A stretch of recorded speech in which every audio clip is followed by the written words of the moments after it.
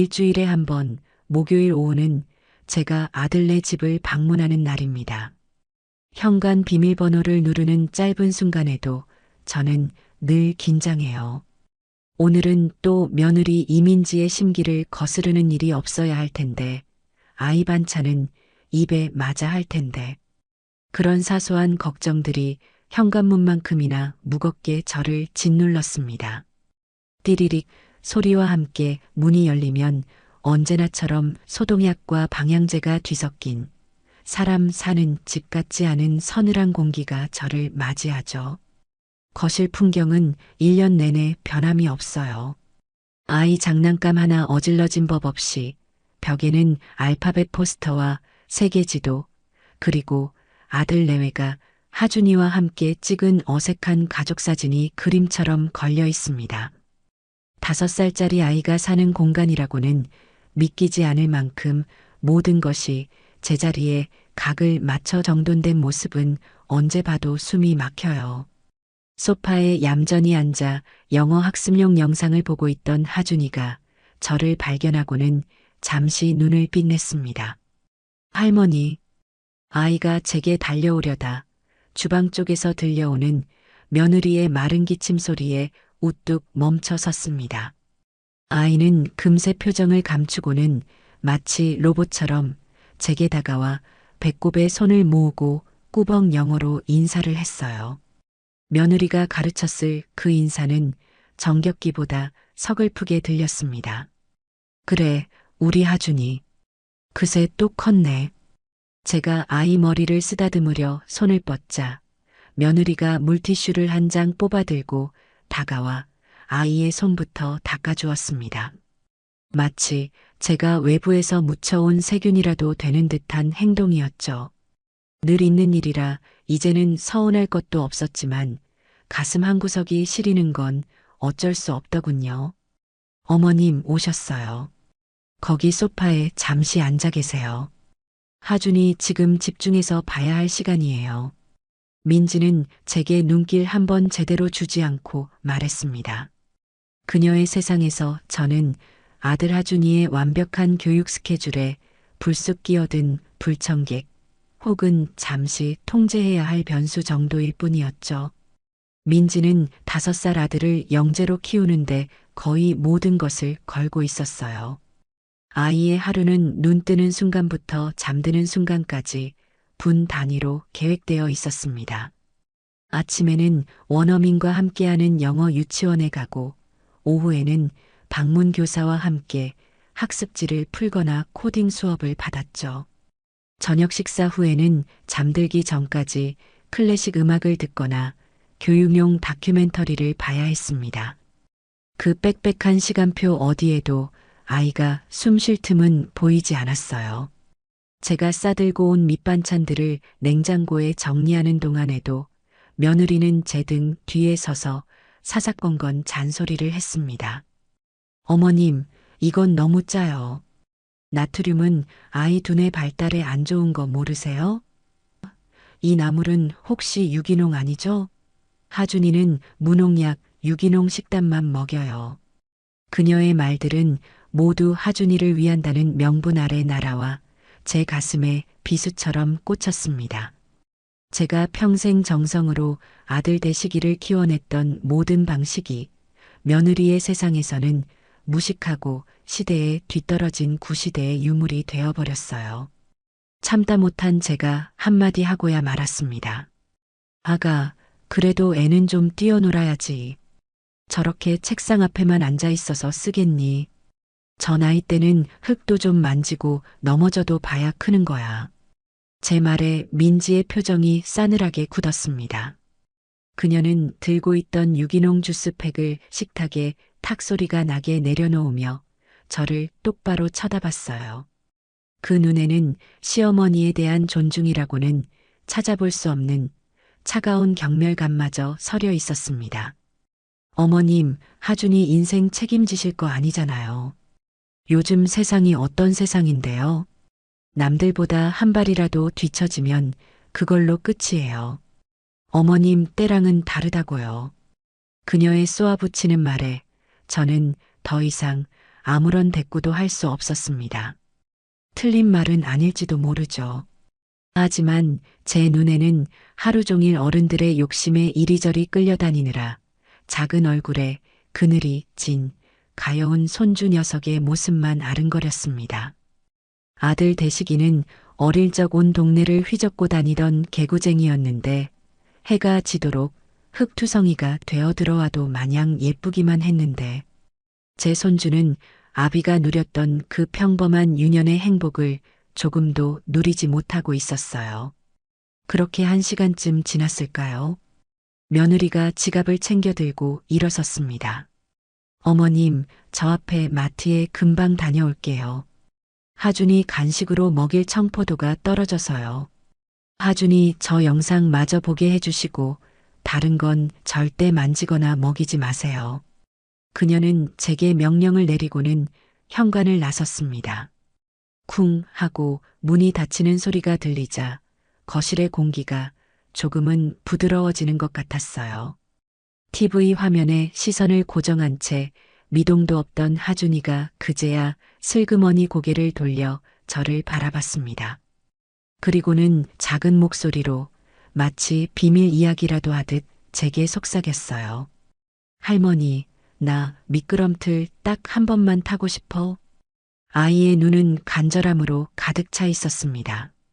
저는 순간 망설였어요. 며느리에게 들키는 날에는 또 어떤 잔소리와 멸시가 쏟아질지 불 보듯 뻔했으니까요.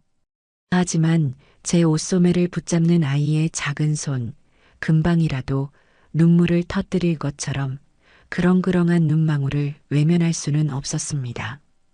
그래, 딱 한 번인데 저렇게 행복하게 웃는 모습을 본 게 언제였던가. 그 짧은 행복을 선물해 주는 것조차 망설이는 제가 한심하게 느껴졌습니다. 그래, 우리 강아지. 할머니랑 빨리 다녀오자. 엄마 오기 전에.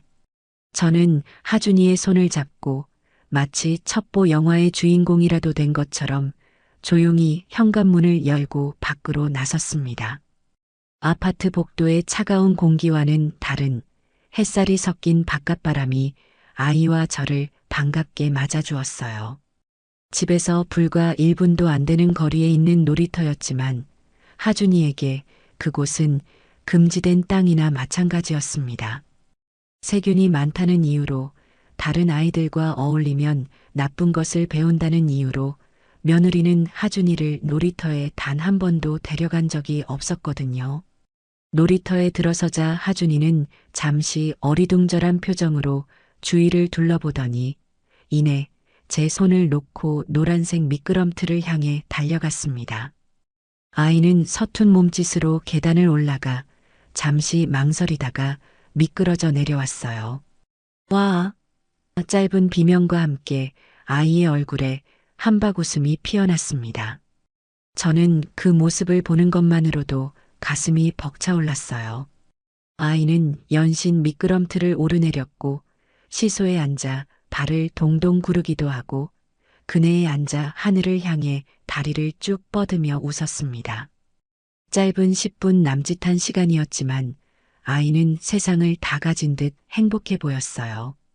저 또한 그 순간만큼은 며느리의 날 선 감시를 잊고 평범한 할머니가 된 것 같은 기분에 젖어 있었습니다. 바로 그때였습니다. 놀이터 입구에 양손에 장바구니를 든 며느리가 귀신처럼 서 있는 것을 발견한 것은 그녀의 얼굴은 분노로 새하얗게 질려 있었습니다. 아이의 웃음소리가, 제 마음의 평화가, 그 모든 것이 한순간에 산산조각 나는 소리가 들리는 듯 했어요. 민지는 손에 들고 있던 장바구니를 바닥에 내팽개치다시피 하고는 성큼성큼 우리에게로 걸어왔습니다. 그 걸음걸이에는 앞으로 닥쳐올 폭풍을 예고하는 살기가 가득했습니다. 지금 여기서 뭐 하시는 거예요? 그녀의 앙칼진 목소리에 놀이터의 모든 소음이 멎는 것 같았어요. 민지는 제게 묻는 것이 아니었습니다. 그것은 명백한 신문이었죠. 그녀는 겁에 질려 제 등 뒤로 숨는 하준이의 팔을 거칠게 잡아챘습니다. 그리고는 제게 불꽃 튀는 눈빛을 보내며 소리쳤어요. 제가 분명히 말씀드렸죠. 하준이 아무데도 데리고 가지 말라고. 어머님, 정말 왜 이러세요? 아가, 그게 아니라 하준이가 너무 가고 싶어 해서 딱 한 번만. 한 번? 그 한 번 때문에 애한테 무슨 일이라도 생기면 어쩌실 뻔했어요. 이 더러운 데서 병균이라도 옮으면 넘어져서 머리라도 다치면 네가 책임질 거예요? 네가 라는 시어머니에게는 차마 입에 담을 수 없는 말이 그녀의 입에서 거침없이 튀어나왔습니다. 저는 너무나 큰 충격에 아무 말도 할 수 없었어요. 그녀는 제 대답을 들을 생각도 없다는 듯 아이의 팔을 거의 끌다시피 하며 집으로 향했습니다. 저는 죄인처럼 그 뒤를 따라갈 수밖에 없었죠. 집에 들어서자마자 닫힌 현관문은 세상과의 단절을 의미했습니다. 민지는 하준이를 방에 밀어넣고 문을 닫아버린 뒤 저와 마주 섰습니다. 그녀의 눈은 이글이글 타오르고 있었어요. 어머님, 정말 실망이에요. 제 교육 방식을 무시하는 것도 정도가 있죠. 어떻게 제 등 뒤에서 이런 짓을 하실 수가 있어요? 나는 그냥 아이가 안쓰러워서 그랬다. 애가 저렇게 좋아하는 걸. 좋아해요? 그 순간의 쾌락 때문에 아이의 미래를 망칠 셈이에요? 어머님의 그 무식하고 감상적인 행동 하나가 제 모든 계획을 엉망으로 만드는 거라고요. 그녀는 더 이상 말을 섞을 가치도 없다는 듯 제가 현관에 벗어둔 가방과 들고 온 반찬통을 집어들었습니다. 그리고는 현관문을 활짝 열어젖히고는 그것들을 복도 바닥으로 내던져 버렸어요. 쨍그랑 플라스틱 반찬통이 깨지면서 제가 아침 내내 정성껏 묻혔던 나물이 차가운 타일 바닥 위로 처참하게 쏟아졌습니다. 당장 나가세요. 그리고 다시는 우리 집에 찾아올 생각 마세요. 그녀는 제 등을 세차게 떠밀었습니다. 저는 속수무책으로 문 밖으로 밀려나고 말았어요. 어떻게 나한테 이럴 수가 있어. 나가시라고요. 당신 같은 사람은 하준이 인생의 해충이에요. 도움이 되기는커녕 방해만 되는 존재라고요. 제 눈에서 뜨거운 눈물이 솟구쳤습니다. 그때 안방에서 나온 아들 대식이가 그 광경을 보았습니다. 저는 마지막 희망을 걸고 아들을 바라봤어요. 내 아들이라면 저 미쳐 날뛰는 아내를 말리고 내 편을 들어주리라 믿었습니다. 하지만 아들은 저와 눈을 마주치지 못하고 고개를 숙일 뿐이었어요. 그리고는 기어 들어가는 목소리로 제 가슴에 마지막 대못을 박는 말을 내뱉었습니다. 엄마, 일단 오늘은 그냥 가. 민지가 저렇게 화가 났잖아. 아들은 며느리의 등 뒤에 숨어 있었습니다. 제 아들은 그곳에 없었어요. 그저 아내의 비위를 맞추기에 급급한, 한심하고 비겁한 남자만 있을 뿐이었죠. 쾅! 제 앞에서 현관문이 무정하게 닫혔습니다. 저는 차가운 복도 바닥에 쏟아진 반찬들을 망연자실하게 내려다보았습니다. 제 정성, 제 마음, 제 인생이 저렇게 내팽개쳐진 것만 같았어요. 수치심과 분노, 그리고 지독한 배신감이 온몸을 휘감았습니다. 차가운 복도 바닥의 냉기가 온몸으로 스며드는 것 같았습니다. 엘리베이터가 오르내리는 기계음, 이웃집에서 희미하게 새어나오는 웃음소리가 이 세상에 저 혼자만 덩그러니 버려졌다는 사실을 더욱 선명하게 만들었어요. 무릎을 짚고 겨우 몸을 일으켰습니다. 쏟아진 나물 반찬에서는 제가 그토록 아꼈던 손주를 위해 넣었던 고소한 참기름 냄새가 진동을 했죠. 그 냄새가 역하게 느껴진 것은 처음이었습니다. 저는 더러워진 반찬통을 그 자리에 그대로 둔 채 아무 일 없었다는 듯 천천히 엘리베이터 버튼을 눌렀어요. 1층으로 내려가는 그 짧은 시간 동안 제 머릿속에서는 수십 년의 세월이 파노라마처럼 스쳐 지나갔습니다. 남편과 사별하고 홀로 아들 대식이를 키우던 날들. 식당 일을 하고 밤에는 남의 집 이불 빨래를 해주며 악착같이 돈을 모았습니다. 행여나 아들이 기죽을까 남들 하는 건 다 해주며 애지중지 키웠죠. 좋은 대학에 보내고 번듯한 회사에 취직하고 어여쁜 며느리감을 데려왔을 때 저는 이제 고생은 끝났다고 제 인생의 의무를 다했다고 생각했어요. 그들을 위해 제 모든 것을 내어주는 것이 당연한 엄마의 도리라고 믿어 의심치 않았습니다. 하지만 그 끝에 제게 돌아온 것은 해충이라는 모욕과 함께 굳게 닫힌 현관문이었습니다. 아파트 단지를 빠져나와 택시를 잡아탔습니다.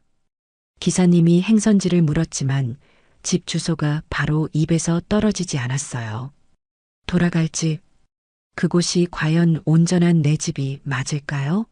아들 내외가 10분 거리에 살기 시작하면서부터 그 집은 더 이상 저만의 공간이 아니었습니다. 시도 때도 없이 찾아와 필요한 것을 가져갔고 주말이면 당연하다는 듯 찾아와 제게 밥상을 요구했죠. 저는 그들의 필요를 채워주는 보급창고이자 급할 때 손주를 맡기는 놀이방 선생이었을 뿐 그 이상도 이하도 아니었습니다. 그 사실을 깨닫고 나니 눈물조차 나오지 않았습니다. 눈물이 흐를 자리에 차갑고 단단한 무언가가 차오르기 시작했어요. 분노와 증오를 넘어선 서늘한 결심 같은 것이었죠. 집에 도착해 불도 켜지 않은 채 소파에 주저앉았습니다. 어둠 속에서 저는 밤을 새워 생각하고 또 생각했어요. 저들의 세상을 완벽하게 그리고 합법적으로 부수어버릴 방법을요. 감정적으로 맞서봐야 힘없는 늙은이의 하소연으로 끝날 뿐이라는 걸 잘 압니다. 저들에게 가장 고통스러운 것은 무엇일까? 그것은 바로 돈이었습니다. 며느리가 그토록 하준이의 교육에 집착하는 것도 아들이 번듯한 사업체를 운영하며 남들에게 과시하고 싶어 하는 것도 그 근간에는 모두 돈이 있었죠. 그들이 발 딛고 선 그 돈의 기반을 송두리째 무너뜨려야 했습니다. 날이 밝아올 무렵 저는 자리에서 일어났습니다. 안방 장롱 깊숙한 곳에 넣어둔 남편의 손때가 묻은 낡은 서류함을 꺼내 들었어요. 결혼 서류부터 시작해 아들의 출생신고서, 제 앞으로 된 집문서까지 제 인생의 모든 기록이 그 안에 담겨 있었습니다. 먼지를 털어내고 한 장 한 장 서류를 넘기던 제 손끝에 문득 오래된 서류 봉투 하나가 걸렸습니다. 5년 전 아들이 처음으로 자기 사업을 시작하겠다며 제 앞에 무릎을 꿇고 울며 매달렸던 날이 떠올랐어요. 당시 저는 아들의 꿈을 이뤄주고 싶은 마음에 남편이 제 노후 자금으로 남겨준 작은 상가 건물을 아들 이름으로 증여해 주었습니다. 그때 작성했던 증여 계약서였어요. 먼지 쌓인 계약서를 꺼내 희미한 형광등 불빛 아래서 천천히 읽어내려갔습니다. 세무사가 형식적으로 기재해 준 문구들 사이로 제 눈을 번쩍 뜨이게 하는 조항 하나가 보였습니다. 계약서 말미에 아주 작은 글씨로 적힌 특약사항이었죠. 수증자는 증여자를 성실히 부양할 것을 약속하며 만일 이를 현저히 해태할 경우 증여자는 본 계약을 해제할 수 있다. 당시에는 그저 형식적인 문구라고 우리 모자 사이에 이런 일이 있을 리 없다고 웃어넘겼던 조항이었습니다. 하지만 이제 이 문장은 제게 수만 명의 군사보다 더 든든한 무기가 되어줄 터였습니다. 며느리가 저를 해충이라 부르며 내쫓고 아들이 그것을 방관한 행위. 그것은 현저한 부양 의무 혜택에 해당하고도 남음이 있었으니까요. 심장이 다시 뛰기 시작했습니다. 제 손에 날카로운 칼자루가 쥐어졌다는 사실을 직감했어요. 저는 떨리는 손으로 수첩을 꺼내 들었습니다. 인터넷을 뒤져 상속 및 증여 전문이라는 문구가 붙은 법률사무소 여러 곳에 번호를 적어 내려갔죠. 그리고 가장 신뢰가 가는 목소리를 가진 변호사와 상담 예약을 잡았습니다. 수화기 너머로 들려오는 젊고 차분한 변호사의 목소리를 들으며 저는 이미 이 싸움에서 이겼다는 확신을 가졌습니다. 다음 날 오후 저는 예약해둔 법률사무소를 찾아갔습니다. 높은 빌딩 꼭대기에 위치한 사무실은 제가 평생 살아온 세상과는 완전히 다른 곳처럼 느껴졌어요. 말끔한 정장을 차려입은 젊은 변호사가 저를 회의실로 안내했습니다. 박건우 변호사라고 자신을 소개한 그는 제가 내민 낡은 증여 계약서와 제 얼굴을 번갈아 보며 물었습니다.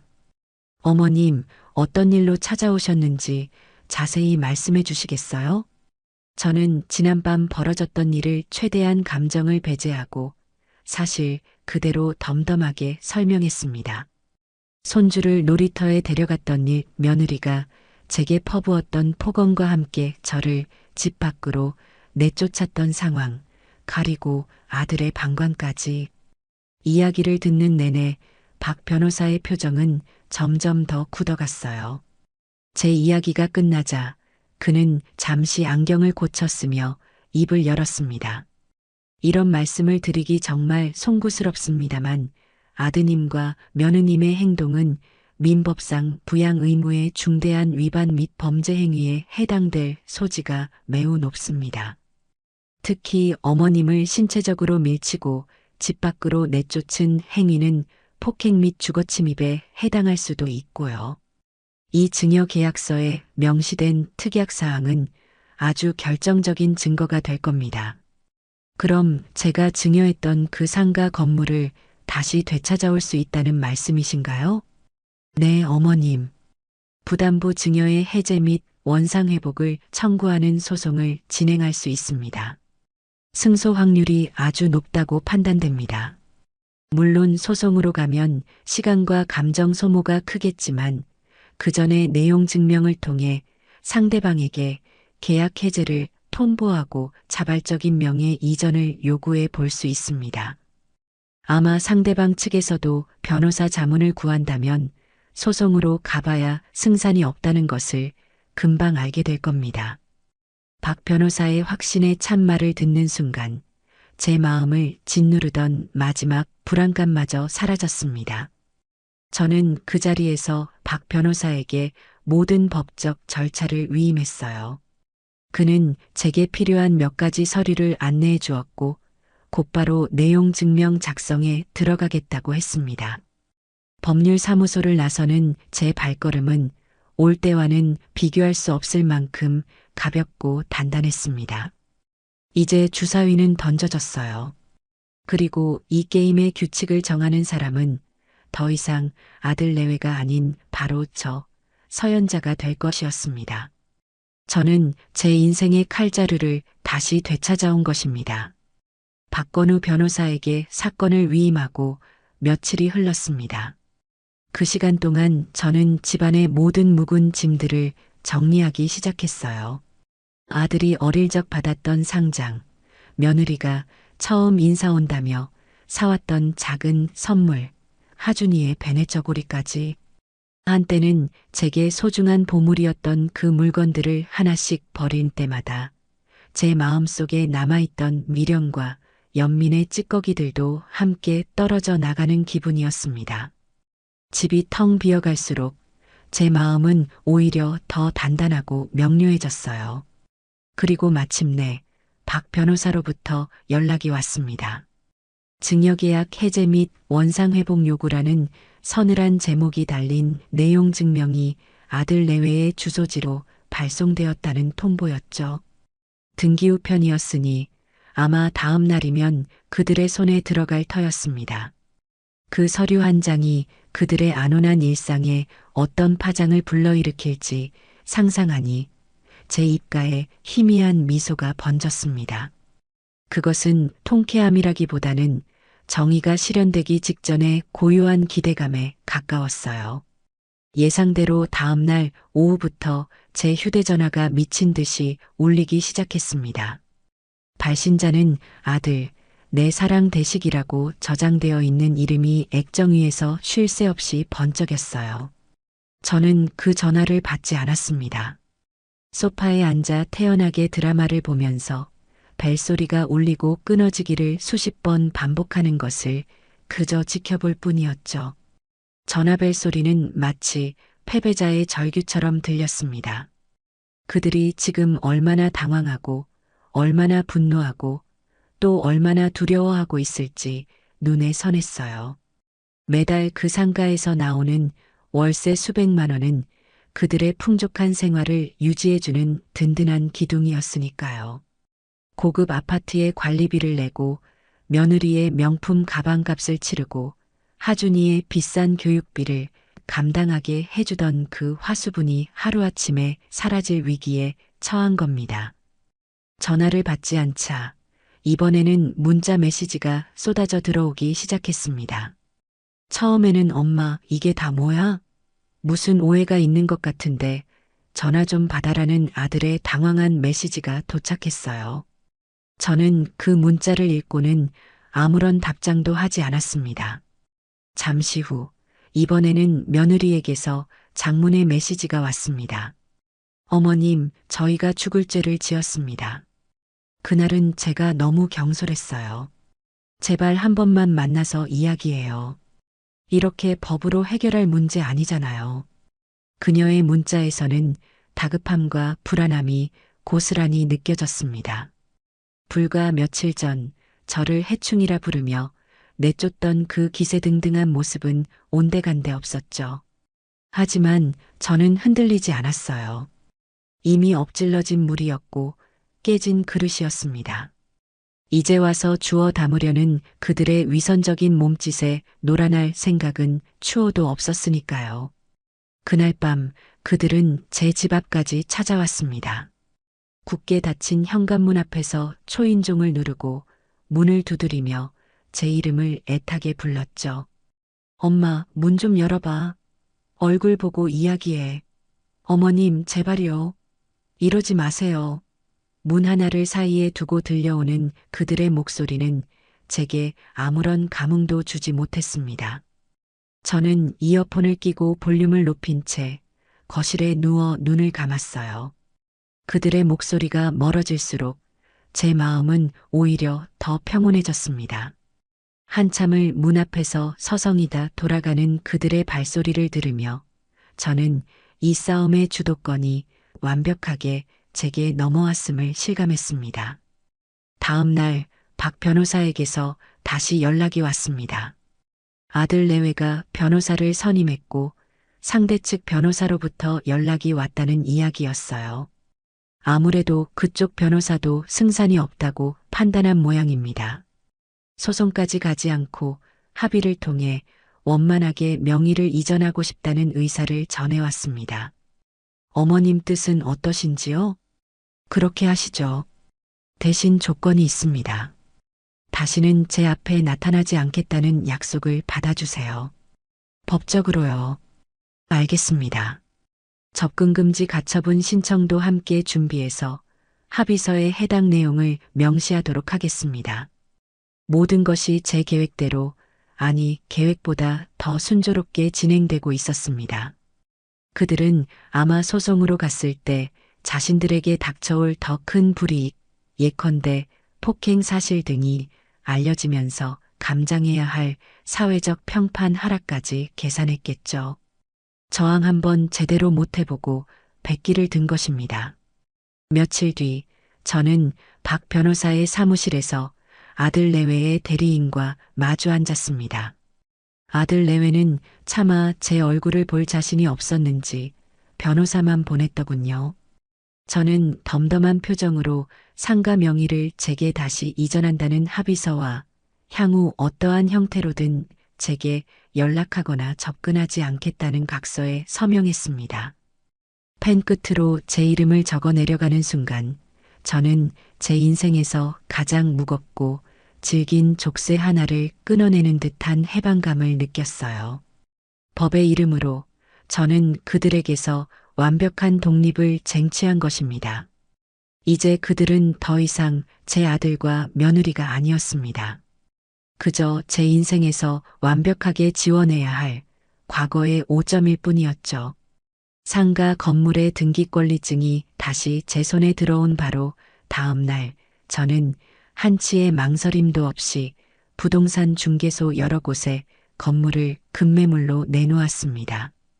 시세보다 조금 저렴한 가격을 제시하자 매수자는 금방 나타났어요. 수십 년간 제 노후를 든든하게 지켜주었던 그 건물은 한 달도 채 되지 않아 제 통장에 수십억 원의 현금으로 모습을 바꾸어 들어왔습니다. 평생 만져본 적 없는 큰돈이었지만 이상하게도 마음은 무덤덤했어요. 이 돈은 제게 부의 상징이 아니라 과거를 청산하고 새로운 삶을 시작하기 위한 실탄이었으니까요. 저는 그 돈의 일부를 떼어 도심에서 한참이나 떨어진 외곽 지역에 낡고 허름한 단층 주택을 하나 샀습니다. 마당에는 잡초가 무성하고 담벼락 페인트는 곳곳이 벗겨져 볼품없는 집이었죠. 부동산 중개인은 더 좋은 아파트나 신축 빌라가 많다며 저를 이해할 수 없다는 표정으로 바라봤습니다. 하지만 제게는 번쩍이는 대리석 바닥보다 흙을 밟을 수 있는 작은 마당이 더 절실했어요. 누구의 눈치도 볼 필요 없이 오롯이 저만의 시간을 보낼 수 있는 조용한 공간이 필요했습니다. 남은 돈은 여러 은행에 나누어 안전하게 예치해두고 그 사실은 그 누구에게도 알리지 않았습니다. 제 아들 대시기조차 상상할 수 없는 액수의 돈이었죠.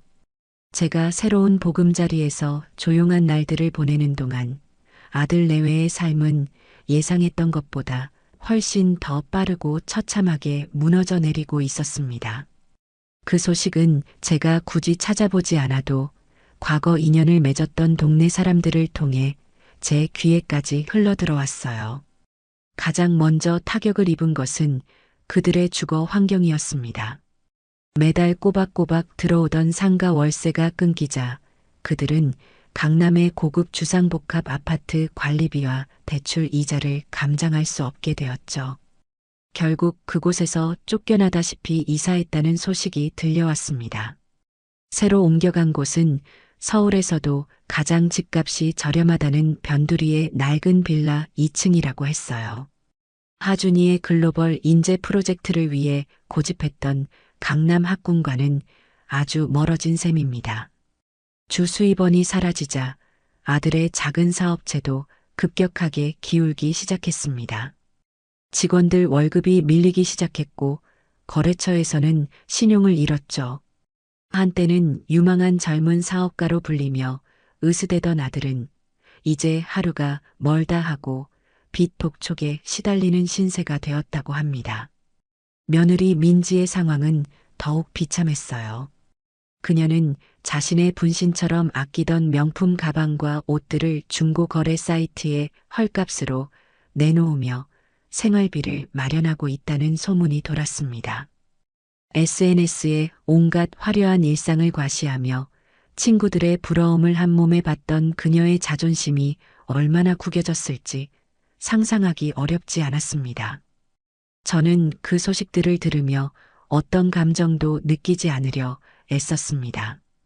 동정심도 연민도 심지어 통쾌함조차 사치라고 생각했어요. 그들의 몰락은 전적으로 그들이 저지른 행동의 결과일 뿐 제가 관여할 바가 아니었으니까요. 저는 오직 제 새로운 삶에만 집중했습니다. 낡은 주택으로 이사온 첫날 저는 작업복으로 갈아입고 잡초가 무성한 마당으로 나갔습니다. 허리를 숙여 반나절 내내 잡초를 뽑고 딱딱하게 굳은 땅을 호미로 일구었어요. 땀이 비 오듯 쏟아지고 숨이 턱까지 차올랐지만 이상하게도 마음은 편안했습니다. 다음 날에는 시장에 나가 작은 모종들을 사왔습니다. 상추, 고추, 깻잎, 토마토. 작은 텃밭 한편에 그것들을 정성스럽게 심고 매일 아침 저녁으로 물을 주었죠. 흙을 만지고 작은 생명들이 자라나는 것을 보는 일은 제게 놀라운 평온을 가져다 주었습니다. 아침 일찍 일어나 텃밭을 돌보고 직접 키운 채소로 소박한 식사를 차려 먹고 오후에는 동네 도서관에서 책을 빌려와 읽으며 조용한 시간을 보냈어요. 밤이면 풀벌레 소리를 자장가 삼아 깊은 잠에 빠져들었습니다. 화려하지는 않았지만 제 인생에서 가장 완벽하게 평화로운 날들이었습니다. 누구의 눈치도 간섭도 없는 오롯한 저만의 시간이었죠. 아들과 며느리 그리고 사랑했던 손주 하준이의 기억마저도 흙냄새와 함께 조금씩 옅어져 가는 것 같았습니다. 그들의 세상이 무너져 내리는 소음은 제 고요한 세상에 더 이상 닿지 않았습니다. 초여름의 햇살은 제법 따가웠지만 낡은 처마 밑 평상에 앉아 있으니 살랑살랑 불어오는 바람이 이마에 땀을 식혀주어 견딜만 했습니다. 저는 막 점심상을 물리고 따끈한 숭늉 한 사발을 마시며 잠시 숨을 고르고 있었어요. 마당에서는 제가 심은 상추와 깻잎이 하루가 다르게 푸르게 자라나고 있었고 담벼락을 타고 올라간 호박 넝쿨은 제법 앙증맞은 노란 꽃을 피워냈습니다. 도시의 아파트에서는 결코 느껴볼 수 없는 살아있는 것들이 내뿜는 생명력과 평화가 이 집에는 가득했죠. 바로 그때 낡은 대문이 조심스럽게 열리며 옆집 최 씨 아주머니가 고개를 쑥 내밀었습니다. 아이고 서씨, 점심은 잡섰어? 이 동네로 이사 온 지 얼마 되지 않았지만 유독 정이 많은 최 씨 아주머니와는 오며 가며 인사를 나누다 제법 가까워진 사이였습니다. 네, 방금 먹었어요. 아주머니는요? 나야 뭐 대충 찬물에 밥 말아 먹었지. 뭐 하나 물어볼 게 있어서 왔어. 이 집도 읍내수도 공사한다는데 우리는 신청서 냈거든. 서 씨는 어쩔 거야? 최 씨 아주머니는 읍내 소식지 한 장을 들고 와 제 옆에 털썩 주저앉았습니다. 저는 그녀와 수도 공사에 대해 한참 이야기를 나누었어요. 시시콜콜한 동네 이야기, 자식들 이야기, 새로 생긴 마트 이야기까지. 그녀의 말은 대부분 제 귀를 스쳐 지나갔지만 저는 실은 내색 없이 고개를 끄덕이며 맞장구를 쳐주었습니다. 이런 소소하고 의미 없는 대화조차 지난 수십 년간 며느리의 눈치를 보며 살얼음판을 걷던 제게는 낯설고 새로운 평화의 일부였으니까요. 근데 서 씨는 어쩌다 자식들 다 도시에 두고 이런 외딴 데로 혼자 들어왔어? 다들 자식들 가까이 가려고 난린데 희한한 사람이야. 최 씨 아주머니가 별 생각 없이 툭 던진 질문에 제 가슴 한구석이 잠시 서늘해졌습니다. 저는 희미하게 웃으며 대답했어요. 자식들도 다 저희 살기 바쁘죠. 저라도 편하게 살아야지 않겠어요. 공기 좋은 데서 텃밭이나 가꾸면서 사는 게 제 오랜 꿈이었거든요. 하긴 그래. 자식들 다 소용없어. 내 속 썩이는 것들보다야 흙 파먹고 사는 게 100번 낫지. 그녀는 제 속도 모르고 껄껄 웃으며 자리에서 일어났습니다. 그녀가 돌아가고 마당에는 다시 완벽한 고요함이 찾아왔어요. 저는 숭늉 그릇을 들고 부엌으로 들어가려던 참이었습니다. 그때였어요. 저희 집 좁은 골목으로 들어서는 낯선 검은색 승용차 한 대가 보인 것은 저희 동네는 노인들만 사는 조용한 곳이라 외부 차량이 들어오는 일이 거의 없었습니다. 차는 제 집 대문 바로 앞에 멈춰 섰고 제 심장도 함께 쿵 하고 내려앉는 기분이었습니다. 설마 하는 불길한 예감이 온몸을 휘감았죠. 운전석과 조수석 문이 거의 동시에 열렸습니다. 차에서 내린 두 사람의 모습을 확인하는 순간 제 예감은 틀리지 않았다는 것을 알 수 있었어요. 아들 대식이와 며느리 민지였습니다. 몇 달 사이에 두 사람은 몰라볼 정도로 변해 있었습니다. 아들의 얼굴은 피곤과 절망에 절어 있었고 한때는 명품으로 휘감았던 며느리의 옷차림은 시장에서 산 것처럼 평범하고 낡아 보였죠. 그들은 차에서 내려서도 한동안 움직이지 못하고 잡초가 무성한 제 집 마당과 허름한 제 행색을 믿을 수 없다는 표정으로 바라볼 뿐이었습니다. 저는 그 자리에 못 박힌 듯 서서 그들을 노려보았습니다. 제 평화로운 성역에 불쑥 나타난 침입자들을 향한 경계심과 분노가 다시금 머릿속을 채웠어요. 마침내 아들이 먼저 결심한 듯 무거운 발걸음을 옮겨 대문 안으로 들어섰습니다. 엄마. 아들의 목소리는 바싹 말라 갈라져 나왔습니다. 저는 대답하지 않았어요. 그저 차가운 시선으로 그를 쏘아볼 뿐이었죠. 며느리 민지가 아들의 뒤를 따라 마당으로 들어섰습니다. 그녀는 제 눈을 마주치지 못하고 고개를 푹 숙인 채 죄인처럼 서 있었습니다. 어머니, 텃밭 참 잘 가꾸셨네요. 아들이 어색한 침묵을 깨고 꺼낸 말은 가짱키 짝이 없었습니다. 지금 상황에 텃밭 타령이라니. 저는 코웃음을 치며 쏘아붙였어요. 그걸 보러 온 건 아닐 텐데. 여긴 어떻게 알았어? 그게 수소문을 좀 했어요, 엄마. 제발 저희 이야기 좀 들어주세요. 네. 너희랑 나랑 할 이야기가 뭐가 남았지? 법으로 다 깨끗하게 정리된 사이 아니었나? 내 눈앞에서 사라지겠다고 각서까지 쓰고 간 건 너희들이야. 제 얼음장 같은 말에 아들은 입을 꾹 다물었습니다. 그때 푹 숙이고 있던 며느리가 고개를 들었어요. 그녀의 눈은 퉁퉁 부어 있었고 그 안에는 제가 한 번도 본 적 없는 절박함이 가득했습니다. 어머님, 제가 정말 잘못했어요. 제가 어머님께 무슨 짓을 했는지 밤마다 후회하고 또 후회했어요. 어머님을 그렇게 내쫓는 게 아니었는데 제가 미쳤었나 봐요. 민지는 갑자기 본물 터진 듯 사죄의 말을 쏟아내기 시작했습니다.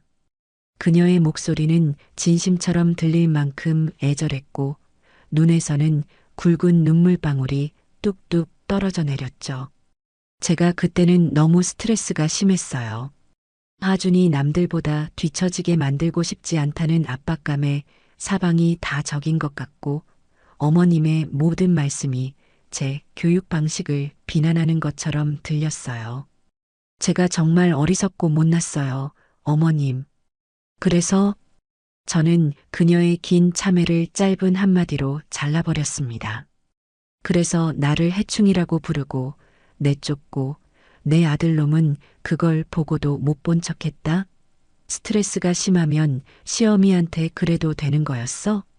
아니요, 아니요. 그건 아니에요. 100번, 1000번 제가 잘못한 일이에요. 그러니 제발 저희에게 속죄할 기회를 한 번만 주세요. 네. 속죄? 저는 기가 차서 헛웃음이 나왔습니다. 속죄라는 말이 그렇게 쉽게 나오는구나. 너희가 말하는 속죄가 뭔데? 다시 내 돈으로 예전처럼 호의호식하면서 주말마다 찾아와서 나를 종 부리듯 부려먹는 거? 그게 너희가 말하는 속죄니? 제 전곡을 찌르는 말에 며느리의 얼굴이 하얗게 질렸습니다. 말이 통하지 않는다고 생각했는지 그녀는 갑자기 그 자리에 털썩 하고 무릎을 꿇었습니다.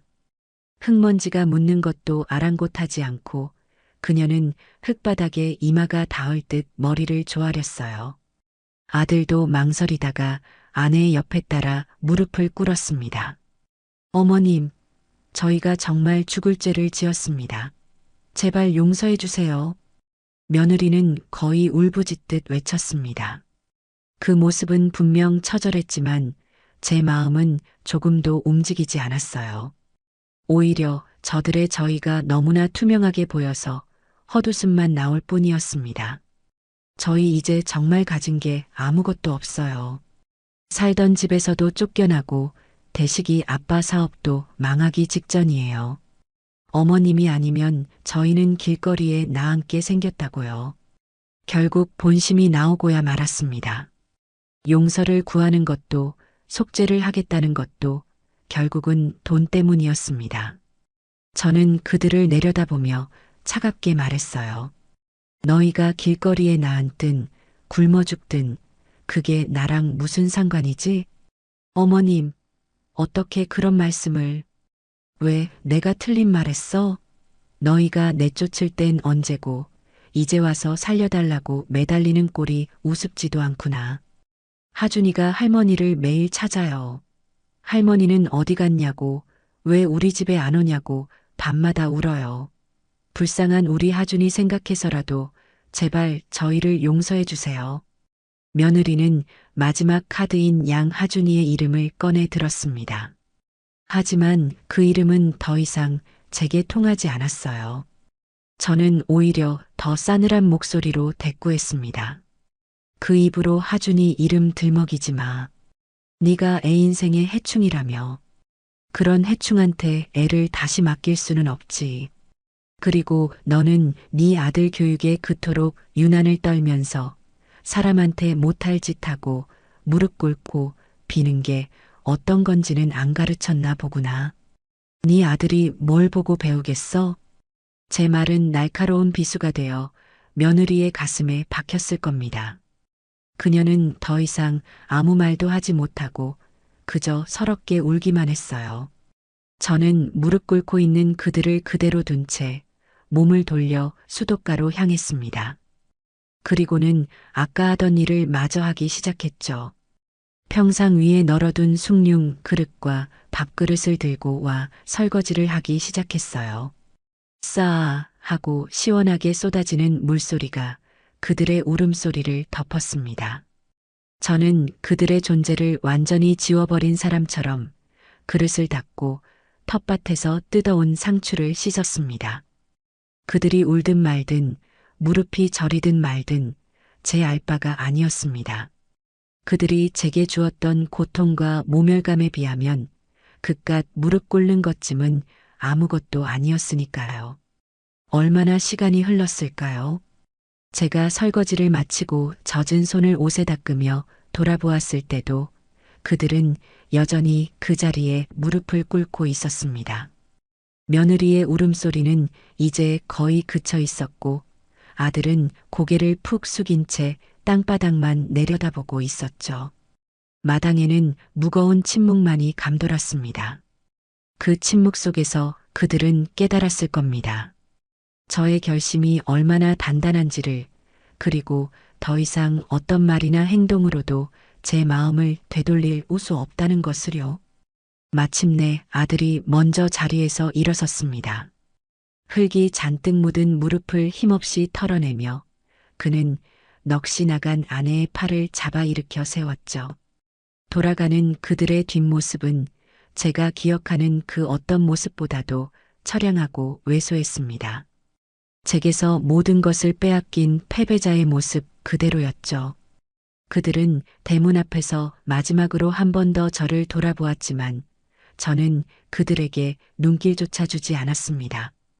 대문이 닫히고 그들의 검은색 승용차가 골목을 빠져나가는 소리가 멀어지자 마당에는 다시 완벽한 평온이 찾아왔습니다.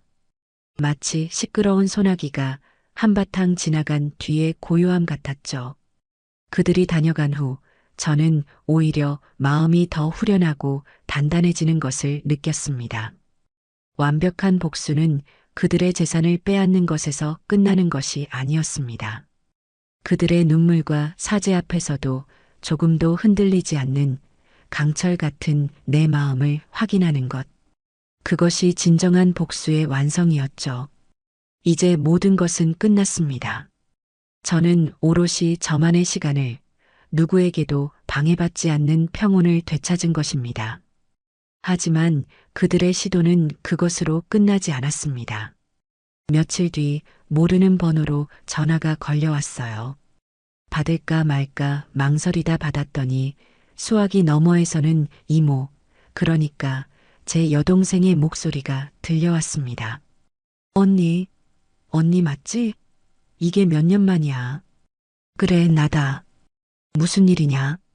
여동생과는 경조사 때나 겨우 얼굴 보는 서먹한 사이였습니다. 그런 동생이 갑자기 전화를 한 데는 분명 이유가 있을 터였죠. 아니, 다름이 아니라 어제 대식이가 나한테 전화를 했더라고. 언니랑 연락이 안 된다고, 혹시 언니 연락처 아냐고 하면서, 근데 애가 아주 죽을 상을 하고 울면서 전화를 했어. 도대체 무슨 일이 있었던 거야? 역시나 아들 녀석이 보낸 구원투수였습니다. 저는 피식 웃으며 대답했어요. 있어야 할 일이 있었을 뿐이다. 너는 상관없는 일이니 끊어라. 아니, 언니, 어떻게 말을 그렇게 해? 그래도 하나밖에 없는 조카인데. 대식이가 그러는데 언니가 재산을 다 뺏어서 길거리에 나앉게 생겼다더라. 어떻게 엄마가 돼서 자식한테 그렇게 매정하게 굴 수가 있어? 매정? 내가 매정한 게 아니라 네 조카가 어미를 내다버린 거다. 사정 모르면 끼어들지 마. 그래도 이건 아니지. 자식이 잘못했으면 타이르고 품어줘야 어른이지. 어떻게 똑같이 복수를 해? 언니 정말 무서운 사람이네. 대식이랑 민지 씨가 언니 집 앞에서 무릎 꿇고 싹싹 빌었다며. 그만하면 됐잖아. 이제 용서하고 좀 걷어줘. 동생의 목소리는 점점 높아졌고 저를 비난하는 어조는 날카로워졌습니다. 저는 더 이상 그 말을 듣고 있을 수가 없었어요. 너는 네 자식한테 똑같은 셔츠 2번 안 입히고 철마다 보약 해먹이면서 귀하게 키웠지? 그야 당연하지. 그게 왜? 나는 대식이 그렇게 못 키웠다. 남의 집 허드렛일 해가면서 내 옷 한 벌 못 사입고 내 밥 한 끼 제대로 못 챙겨 먹으면서 오로지 아들 하나만 보고 살았어. 그렇게 키운 아들이 지 마누라랑 작당해서 나를 해충이라 부르며 내쫓았다. 네가 내 상황이었어도 자식이니까 하고 품어줄 수 있겠어? 네가 직접 겪어보지 않았으면 함부로 말하지 마라. 그리고 다시는 이 일로 나한테 전화하지 마. 내 인생에서 내 아들은 이미 죽었으니까. 저는 제 할 말만 하고 전화를 끊어버렸습니다. 가슴이 답답하고 화가 치밀어 올랐지만 한편으로는 시원하기도 했어요. 이제 제 주변의 모든 사람들에게 제 결심을 알린 셈이니까요. 더 이상 저를 흔들려는 시도는 없을 겁니다. 그날 이후 저는 제 삶에 더 깊이 파고들었습니다. 읍내 노인정에 나가 새로운 친구들을 사귀었어요. 처음에는 저를 낯설어 하던 할머니들도 제가 텃밭에서 키운 채소를 나눠주고 굳은 일을 마다하지 않자 금세 마음을 열어주었습니다. 우리는 함께 화투를 치며 웃고 서로의 아픈 구석을 보듬어주며 시간을 보냈죠. 주말에는 노인정 할머니들과 함께 읍내 목욕탕에 가서 서로 등을 밀어주기도 하고 시장에 나가 칼국수를 사 먹기도 했습니다. 그렇게 사람들과 어울리다 보니 마음 한구석에 남아있던 외로움의 그림자마저 서서히 옅어져 갔습니다. 시간은 정말 빠르게 흘렀습니다. 가을이 깊어지자 텃밭의 작물들을 모두 거두어들이고 내년을 위해 밭을 정리했어요. 마당 한편에는 겨우내 먹을 김장김치를 담가 땅에 묻었습니다. 제 손으로 직접 키운 배추와 무로 담근 김치는 그 어떤 진수성찬보다도 제게 큰 만족감을 주었죠. 그렇게 몇 달의 시간이 속절없이 흘렀습니다. 아들 내외에게서는 더 이상 아무런 연락도 오지 않았어요. 저 또한 그들의 소식이 궁금하지 않았습니다. 제 세상에서 그들은 완벽하게 지워졌으니까요. 가을볕이 유난히 따스하게 느껴지던 어느 평화로운 오후였습니다. 추수를 마친 텃밭은 잠시 휴식에 들어갔고 저 역시 모처럼 아무런 할 일 없이 평상에 앉아 뜨개질을 하고 있었어요. 곧 다가올 겨울, 노인정 친구들에게 선물할 목도리를 뜨는 중이었습니다. 라디오에서는 제가 좋아하는 옛 노래가 흘러나왔고 바람에 실려온 옅은 흙냄새와 국화향기가 코끝을 부드럽게 간지렸습니다. 모든 것이 완벽하게 평화롭고 나른한 순간이었죠. 제 인생에 다시는 없을 것 같은 그런 완벽한 오후였습니다. 바로 그때 그 평화를 깨뜨리며 제 낡은 휴대전화가 요란한 벨소리를 울렸습니다. 화면에 뜬 것은 모르는 번호였어요. 저는 인상을 찌푸렸습니다. 또 무슨 광고 전화이거나 아니면 제 동생처럼 저를 설득하려는 누군가의 전화일지도 모른다고 생각했죠. 받지 않고 그냥 끊어버리려는데 이상하게도 손가락이 움직이지 않았습니다. 심장이 불길하게 쿵쾅거렸고 온몸의 신경이 저 전화기를 향해 곤두서는 기분이었습니다. 망설임 끝에 저는 뜨개질거리를 내려놓고 통화 버튼을 눌렀습니다. 여보세요. 수화기 너머에서는 한동안 아무 소리도 들리지 않았습니다. 거친 숨소리와 함께 누군가 필사적으로 울음을 참으려는 듯한 끄끄거리는 소리만 간간히 들려올 뿐이었죠. 여보세요? 누구신데 전화를? 제가 다시 한번 묻자 그제야 귀에 익은 그러나 완전히 무너져 내린 목소리가 들려왔습니다. 제 기억 속 그 어떤 목소리보다도 처절하고 절망적인 아들 되시기의 목소리였습니다. 엄마 맞아요? 흑. 무슨 일이냐? 뜸 들이지 말고 똑바로 말해. 제 목소리는 저도 모르게 얼음장처럼 차갑게 나갔습니다. 하지만 아들은 제 다그침에 아랑곳하지 않고 거의 실성한 사람처럼 울부짖으며 한마디 한마디를 토해냈습니다. 그 말들은 제 심장을 향해 날아오는 거대한 파편과도 같았어요. 하준이가요 유치원 차에서 내리다가 골목에서 나오던 오토바이에 아들은 제대로 말을 잇지 못했습니다. 하지만 하준이와 사고라는 단어만으로도 제 머릿속은 이미 새하얗게 변해버렸어요. 그래서 하준이는 애는 어쨌는데 제가 거의 비명을 지르듯 소리치자 아들은 잠시 말을 멈췄다가 이 세상의 모든 절망을 담은 목소리로 마지막 문장을 내뱉었습니다. 병원 응급실인데 의사가 마음의 준비를 하라고. 엄마 어떡해? 나 어떡해? 그 순간 제 세상의 모든 소리와 색깔이 사라졌습니다. 손에 들고 있던 휴대전화를 바닥에 떨어뜨렸지만 그것이 시멘트 바닥에 부딪혀 박살나는 소리조차 들리지 않았어요. 복수를 위해 쌓아 올렸던 단단한 성벽, 그들을 향한 미움과 증오, 지난 몇 달간 지켜왔던 고요한 평화, 그 모든 것이 하얗게 날아가 버렸습니다. 머릿소리에는 오직 단 하나의 영상만이 흑백 영화처럼 반복해서 재생될 뿐이었어요. 금지된 놀이터에서 노란 미끄럼틀을 타며 세상을 다 가진 듯 해맑게 웃던 내 손주 하준이의 얼굴. 정신을 차렸을 때 저는 이미 방 안에서 허둥지둥 외출복을 꿰어입고 있었습니다. 손은 어찌나 떨리는지 단추 하나 제대로 채울 수가 없었고 다리는 풀려 금방이라도 주저앉을 것만 같았어요. 지갑과 박살난 전화기를 챙겨 들고 비틀거리며 대문을 나섰습니다. 큰 길까지 어떻게 달려갔는지 기억나지 않아요. 지나가는 택시를 미친 사람처럼 손을 흔들어 잡아탔습니다. 기사님, 병원이요. 제발 최대한 빨리 가주세요. 제 몰골이 흉흉했는지 택시기사는 놀란 눈으로 저를 쳐다보면서도 군말 없이 차를 출발시켰습니다. 무슨 급한 일 있으신가 봐요, 할머니. 재발료 돈은 얼마든지 드릴게요. 제발 제 손주가 지금 죽어가고 있대요. 말을 내뱉는 순간 참았던 눈물이 복물처럼 터져나왔습니다. 택시가 병원을 향해 달리는 동안 저는 어린아이처럼 목 놓아 울었습니다. 그동안 아들 내외를 미워하고 그들의 불행을 외면했던 모든 순간들이 날카로운 가시가 되어 제 심장을 찔렀습니다.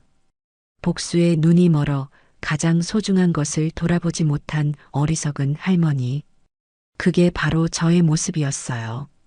1시간이 넘는 거리를 택시는 총알처럼 달려 병원에 도착했습니다. 저는 허둥지둥 택시비를 치르고 응급실로 미친 듯이 달려갔어요. 소독약 냄새와 사람들의 신음소리로 가득한 응급실 앞 복도. 그곳 의자에 넋이 나간 채 허공만 바라보고 있는 아들과 며느리의 모습이 보였습니다. 아들은 머리를 쥐어뜯고 있었고 며느리는 눈물조차 말라버린 얼굴로 초점 없이 바닥만 내려다보고 있었죠. 저를 발견한 며느리가 먼저 자리에서 일어나 비틀거리며 제게로 다가왔습니다. 그리고는 제 옷자락을 붙들고 그 자리에 주저앉아 오열하기 시작했어요. 어머님, 어머님, 어떡해요?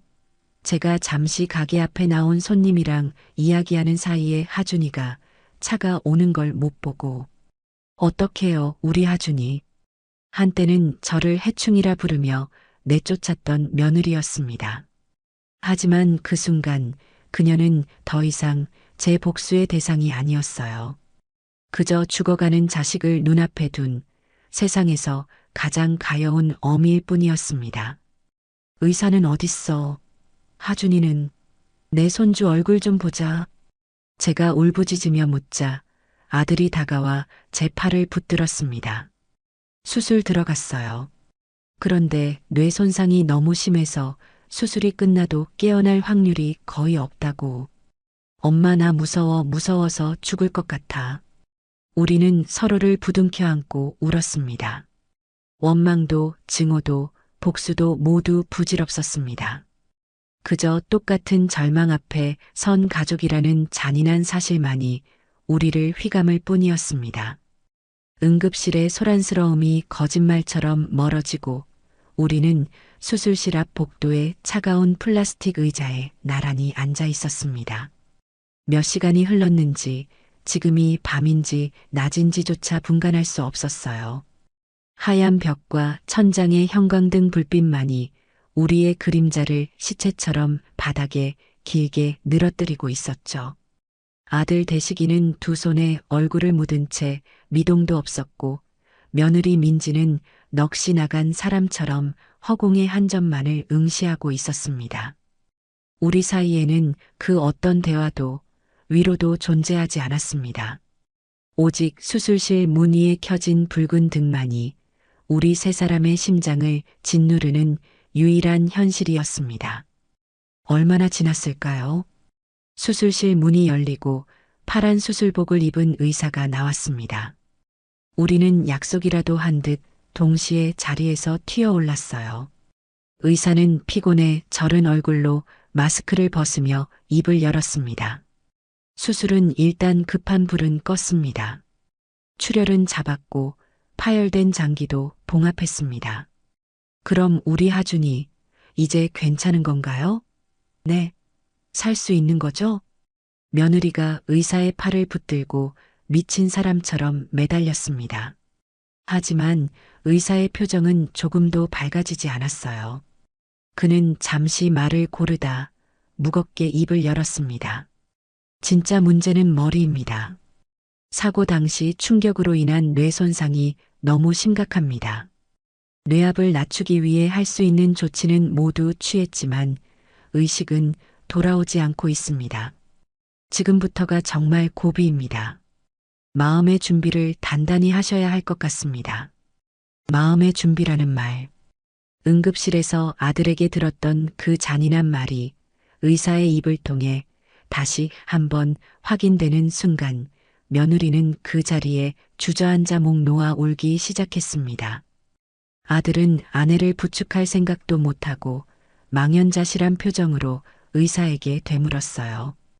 확률이라도 없습니까? 우리 아들이 깨어날 확률이 정말 단 1%도 없는 겁니까? 현대의학으로 설명할 수 없는 기적이 아주 없다고는 말씀드리지 못하겠습니다. 하지만 보호자분들께 헛된 희망을 드리고 싶지는 않습니다. 지금으로서는 환자가 스스로의 의지로 버텨주기만을 바랄 뿐입니다. 의사는 형식적인 위로 몇 마디를 남기고는 이내 자리를 떴습니다. 복도에는 다시 우리 세 사람과 이제는 희망이 아닌 절망의 상징이 되어버린 병원의 소독약 냄새만이 남았습니다. 하준이는 곧바로 중환자실로 옮겨졌습니다. 온몸에 셀 수 없이 많은 튜브와 선을 매단 채 아이는 그저 숨만 붙어 있는 작은 인형처럼 보였어요. 중환자실은 하루단 2번, 오전 11시와 오후 7시, 딱 30분씩만 면회가 허락되었습니다. 그것도 안으로 들어가는 것이 아니라 두꺼운 유리벽 너머에서 아이를 지켜보는 것이 전부였죠. 우리의 지옥 같은 시간은 그렇게 시작되었습니다. 중환자실 앞 대기실의 딱딱한 의자가 우리의 새로운 집이 되었어요. 우리는 그곳에서 웅크리고 잠이 들었고 병원 구내식당에서 모래알을 씹는 듯한 맛없는 밥을 먹었습니다. 그리고 하루 2번 정해진 시간이 되면 약속처럼 일어나 유리벽 앞으로 향했죠. 천면의 시간. 간호사의 안내를 받아 들어선 중환자실 복도는 유난히 길고 어둡게 느껴졌습니다.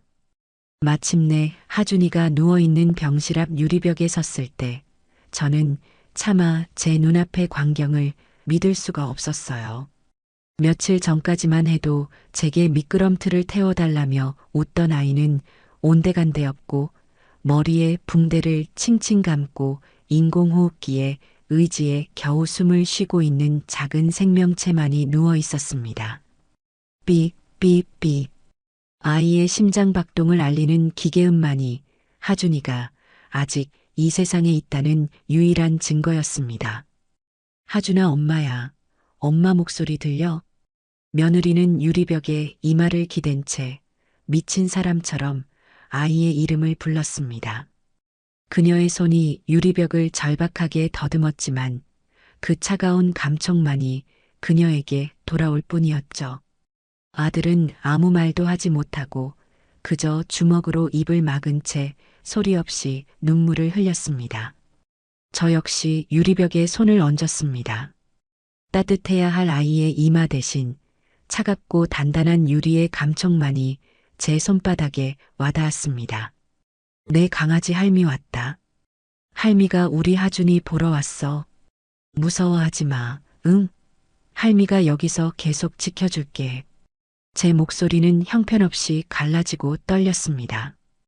우리가 아무리 애타게 불러도 아이는 미동도 하지 않았습니다. 그저 기계의 힘으로 가슴이 오르내릴 뿐 아이는 깊고 깊은 잠에 빠져 있었습니다. 짧은 30분의 면회 시간이 끝나고 우리는 마치 사형장으로 끌려가는 죄수처럼 무거운 발걸음을 돌려야만 했습니다. 대기실로 돌아온 며느리는 거의 탈진 상태로 의자에 쓰러졌고 아들은 벽에 머리를 찧으며 자책하기 시작했습니다. 내가 죄인이야. 내가 하준이 손을 꽉 잡고 있었어야 했는데 내가 미친놈이야. 그만해. 당신 탓 아니야. 내가 가게 손님만 아니었어도. 내가 우리 아들. 두 사람은 서로를 탓하고 또 스스로를 탓하며 울부짖었습니다.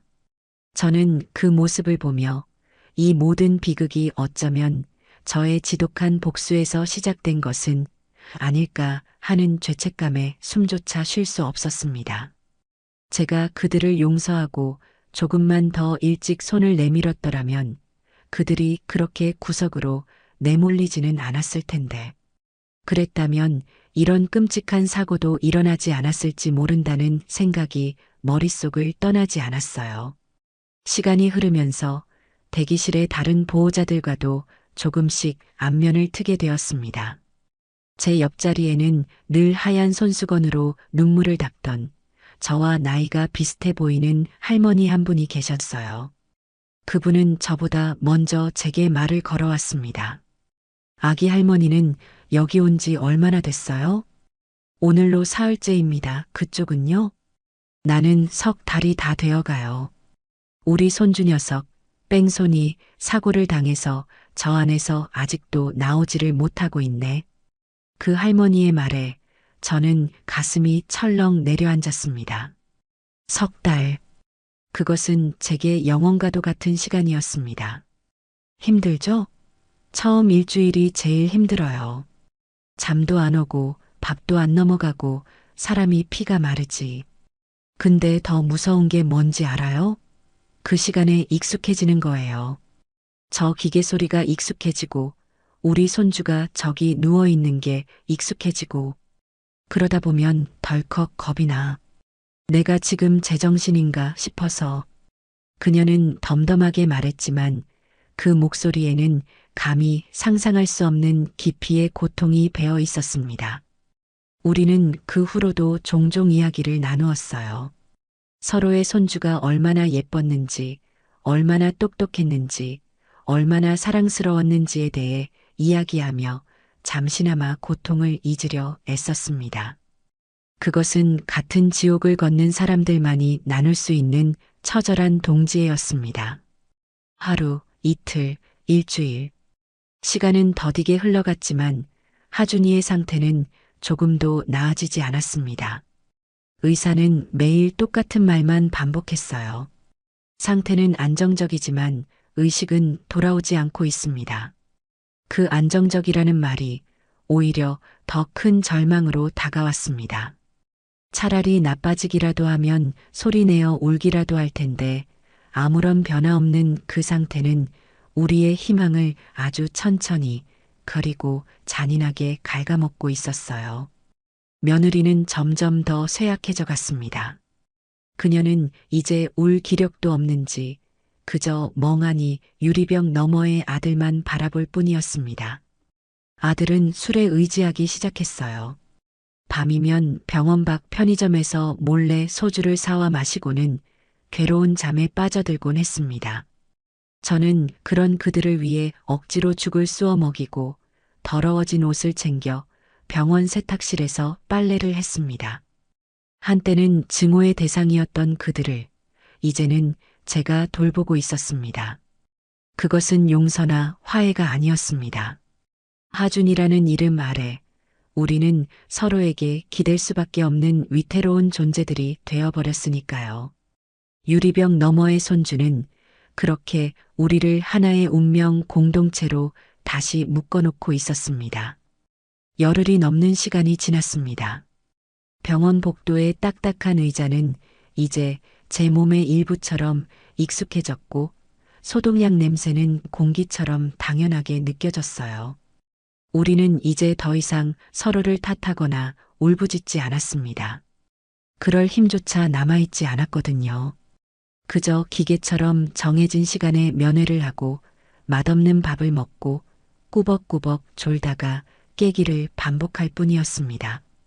희망이라는 단어는 우리에게 너무나 멀고 사치스러운 것이 되어버렸죠. 그날도 여느 때와 같은 오후였습니다. 점심을 먹고 대기실 의자에 앉아 깜빡 잠이 들었다 깨어났을 때였어요. 중환자실에서 나온 간호사가 다급한 표정으로 우리를 찾고 있었습니다. 이하준 군 보호자분, 이하준 군 보호자분 계십니까? 그 목소리를 듣는 순간 제 심장이 바닥으로 쿵 하고 떨어졌습니다. 올 것이 왔구나. 직감적으로 알 수 있었어요. 멍하니 앉아있던 며느리와 아들도 사색이 되어 자리에서 일어났습니다. 저희가 이하준 보호자입니다. 무슨 일입니까? 제가 떨리는 목소리로 묻자 간호사는 안타까운 표정으로 말했습니다. 지금 담당 교수님께서 찾으십니다. 상담실로 와달라고 하십니다. 우리는 간호사를 따라 상담실로 향했습니다. 그 짧은 복도를 걷는 동안 다리가 천근만근 무거워 제대로 걸을 수가 없었어요. 상담실에는 며칠 만에 보는 담당 의사가 초조한 얼굴로 우리를 기다리고 있었습니다. 앉으시죠. 의사의 목소리는 그 어느 때보다도 무겁고 낮았습니다. 우리는 그의 책상 앞에 나란히 앉았습니다. 교수님, 우리 하준이 무슨 일 있는 거죠? 그렇죠? 며느리가 금방이라도 울음을 터뜨릴 듯한 목소리로 물었습니다. 의사는 잠시 눈을 감았다 뜨더니 어렵게 입을 열었습니다. 오늘 새벽부터 환자의 상태가 급격하게 나빠지기 시작했습니다. 혈압이 계속 떨어지고 있고 자가 호흡도 거의 불가능한 상태입니다. 약물을 최대한 투여하며 버티고는 있지만 솔직히 말씀드리면 더 이상은 저희가 해드릴 수 있는 게 없습니다. 그게 무슨 말씀이세요? 할 수 있는 게 없다니요. 의사 선생님이시잖아요. 어떻게든 살려내셔야죠. 돈이 문제면 얼마든지 드릴게요. 제발 우리 아들 좀 살려주세요. 아들이 책상을 내리치며 절규했습니다. 하지만 의사는 고개를 저을 뿐이었습니다. 이건 돈의 문제가 아닙니다. 환자의 생명력이 이제 거의 다 소진된 상태입니다. 정말 죄송하지만 이제는 마지막 인사를 준비하셔야 할 것 같습니다. 마지막 인사라는 6글자가 거대한 망치가 되어 제 머리를 내리쳤습니다. 며느리는 그 자리에 실신하듯 쓰러졌고 아들은 더 이상 아무 말도 하지 못한 채 고개를 떨구었습니다. 제 눈에서는 눈물이 흐르지 않았어요. 너무나 큰 충격 앞에서는 눈물조차 제기를 잃어버리는 모양입니다. 지금 들어가서 아이를 보게 해주십시오. 마지막으로 우리 손주 얼굴 한번 만져보게 해주세요. 제가 간신히 목소리를 쥐어짜내자 의사는 고개를 끄덕였습니다. 그렇게 하시죠. 저희가 준비해 드리겠습니다. 시간이 많지 않습니다. 우리는 간호사의 안내에 따라 방진복을 입고 마스크와 장갑을 꼈습니다. 마치 우주복처럼 두꺼운 방진복을 입는 동안 이것이 정말 현실인지 꿈인지 분간할 수 없었어요. 중환자실의 두꺼운 철문이 열리고 우리는 마침내 유리병 너머의 세상으로 들어갔습니다. 안쪽의 공기는 바깥보다 훨씬 더 차갑고 무거웠어요. 삑삑 하고 규칙적으로 울리던 기계음은 이제 훨씬 더 느리고 불규칙하게 마치 죽어가는 생명의 마지막 신음소리처럼 들렸습니다. 마침내 하준이가 누워있는 침대 앞에 섰습니다.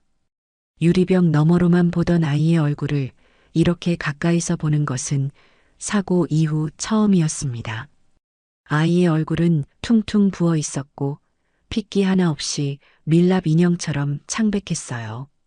저는 떨리는 손을 뻗어 아이의 이마를 짚었습니다.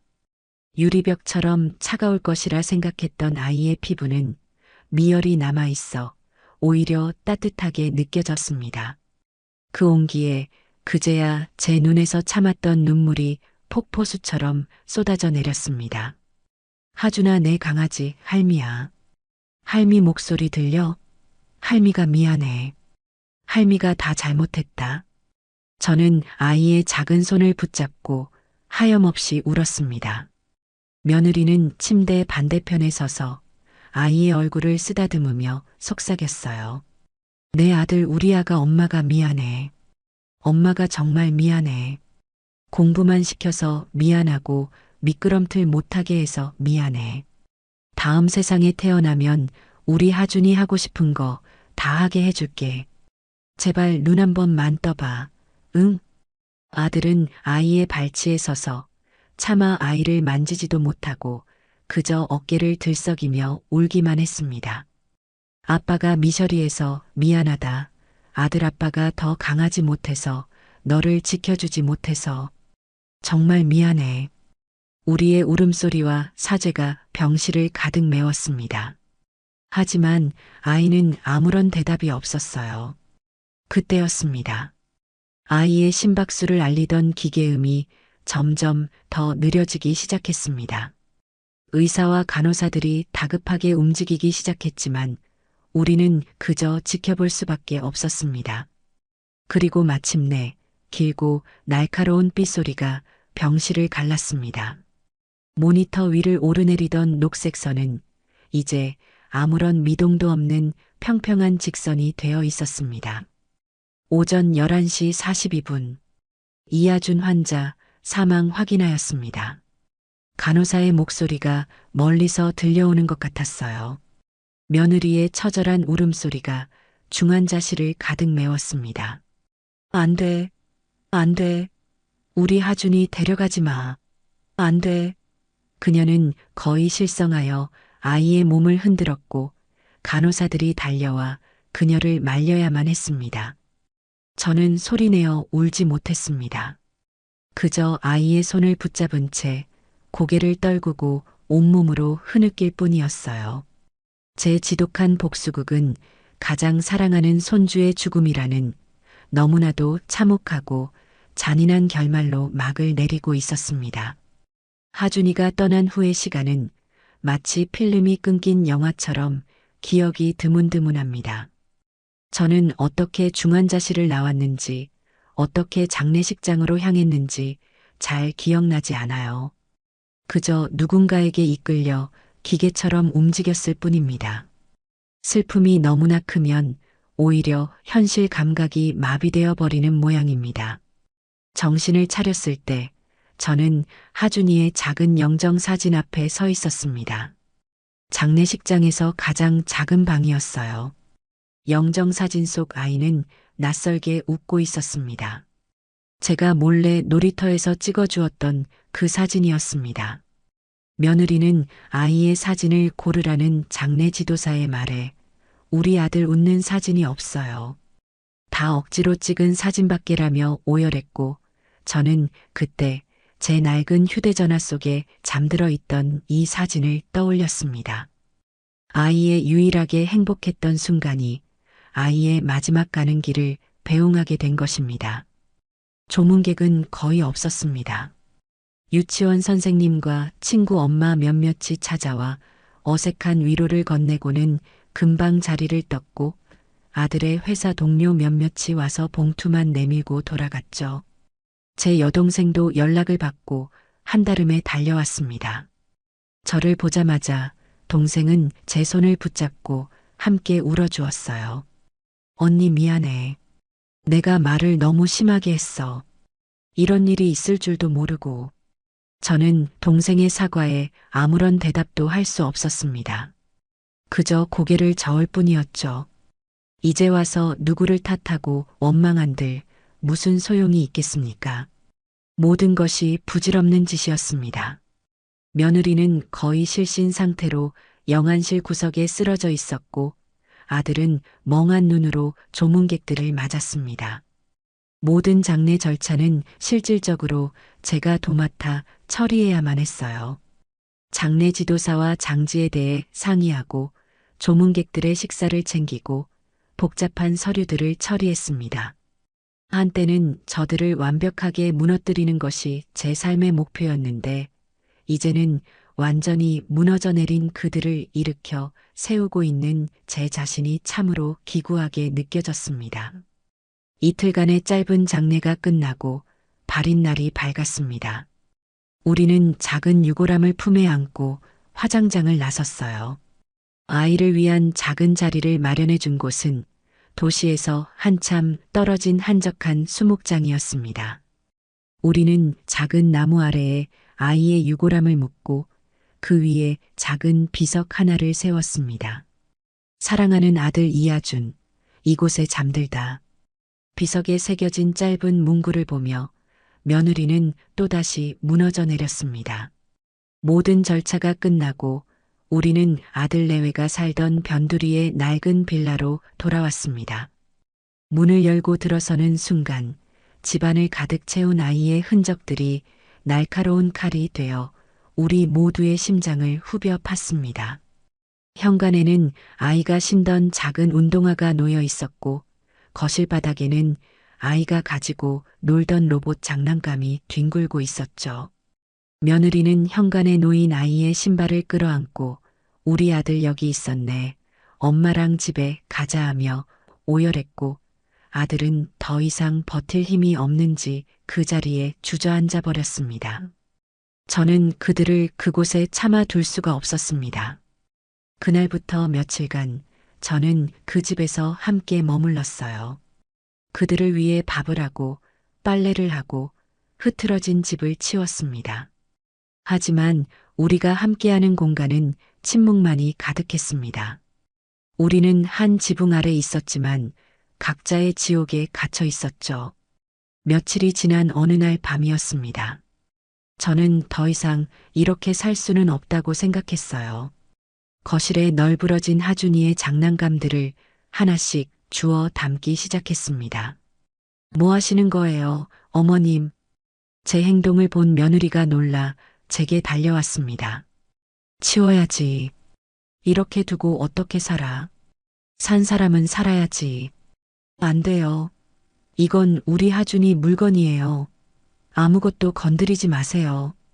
며느리는 제게서 장난감 상자를 뺏으려 했습니다. 저는 상자를 놓지 않고 그녀의 눈을 똑바로 쳐다보며 말했어요. 이렇게 하준이 물건들 끌어안고 평생 울면서 살 거니? 그럼 하늘에 있는 하준이 마음이 편할 것 같아? 네가 정신 차려야 대식이도 살아. 그리고 너도 살고. 제가 어떻게 살아요? 하준이가 없는데 제가 어떻게 살아요? 살아야지. 죽을 만큼 힘들어도 살아야지. 그게 하준이가 우리에게 남긴 마지막 숙제일지도 몰라. 그의 목까지 열심히 그리고 제대로 살아내는 거. 제 말에 며느리는 더 이상 저항하지 못하고 장난감 상자를 붙잡은 채 바닥에 주저앉아 엉엉 울었습니다. 저 역시 눈물을 참을 수 없었어요. 우리는 그렇게 한참을 아이의 흔적들 속에서 서로를 부둥켜 안고 울었습니다. 그것은 화해가 아니었습니다. 용서도 아니었죠. 그저 같은 상처를 가진 사람들이 서로의 아픔을 확인하는 처절한 의식과도 같은 것이었습니다. 우리의 지독했던 전쟁은 끝났고 그 폐허 속에는 재와 먼지 그리고 지워지지 않는 슬픔만이 남아 있었습니다. 하준이를 떠나보낸 후 아들 내외의 작은 빌라에는 시간이 멈춘 듯한 침묵만이 감돌았습니다. 우리는 같은 공간에서 숨을 쉬고 있었지만 각자의 슬픔이라는 투명한 감옥에 갇혀 서로에게 닿지 못했죠. 며느리 민지는 거의 대부분의 시간을 텅 빈 하준이의 방에서 보냈습니다. 아이의 옷가지를 끌어안고 아이의 책을 하염없이 넘겨보며 마치 아이가 바로 옆에 있는 것처럼 혼잣말을 하곤 했어요. 아들 대식이는 밤마다 술을 마셨습니다. 취하지 않으면 잠들 수 없었고 잠들면 악몽을 꾸었습니다. 저는 그 두 사람의 위태로운 그림자를 묵묵히 지켜보며 식사를 챙기고 어지러운 집을 치우는 일상을 반복할 뿐이었습니다. 그날도 아들은 거실 구석에 쪼그려 앉아 소주병을 기울이고 있었습니다. 벌써 한 병을 다 비우고 두 병째를 따려는 참이었죠. 저는 더 이상 그 모습을 지켜볼 수가 없었습니다. 아들의 손에서 술병을 빼앗아 들고 그 앞에 마주 앉았습니다. 언제까지 이렇게 살 거냐? 제 목소리는 차갑고 단단했습니다. 동정이나 위로는 지금 저 녀석에게 아무런 도움이 되지 않는다는 것을 알았기 때문입니다. 아들은 초점 없는 눈으로 저를 올려다보더니 피식하고 허탈하게 웃었습니다. 그럼 엄마는 나더러 어떻게 살라고? 뭘 어떻게 해야 하는데? 하준이는 죽었고 내 인생은 끝났어. 다 끝났다고. 끝나? 네가 뭔데 네 인생을 끝내? 너한테는 아직 책임져야 할 아내가 있고 네가 무너뜨린 네 인생이 있잖아. 하준이가 하늘에서 보고 있는데 애비라는 놈이 매일 술만 퍼마시고 폐인처럼 사는 꼴을 보여주고 싶은 거야? 엄마는 아무것도 몰라. 내 마음이 지금 어떤지 엄마는 모른다고. 아들이 처음으로 제게 소리를 질렀습니다. 그 눈에는 슬픔과 함께 깊은 원망이 서려 있었어요. 내가 왜 이렇게 됐는데? 내가 왜 내 아들 손 한번 제대로 못 잡아보고 보내야 했는데? 시작은 엄마였잖아. 엄마가 우리한테서 모든 걸 빼앗아가지 않았으면 우리가 그렇게 구석으로 내몰리지만 않았어도 하준이는 지금 내 옆에서 웃고 있었을 거야. 아들의 원망 섞인 절규는 날카로운 칼이 되어 제 심장에 박혔습니다. 틀린 말이 아니었기에 저는 아무런 대꾸도 할 수 없었어요. 제 복수가 이 모든 비극의 씨앗이 되었음을 저는 단 한순간도 잊은 적이 없었습니다. 저는 그저 고개를 숙인 채 아들의 다음 말을 기다렸습니다.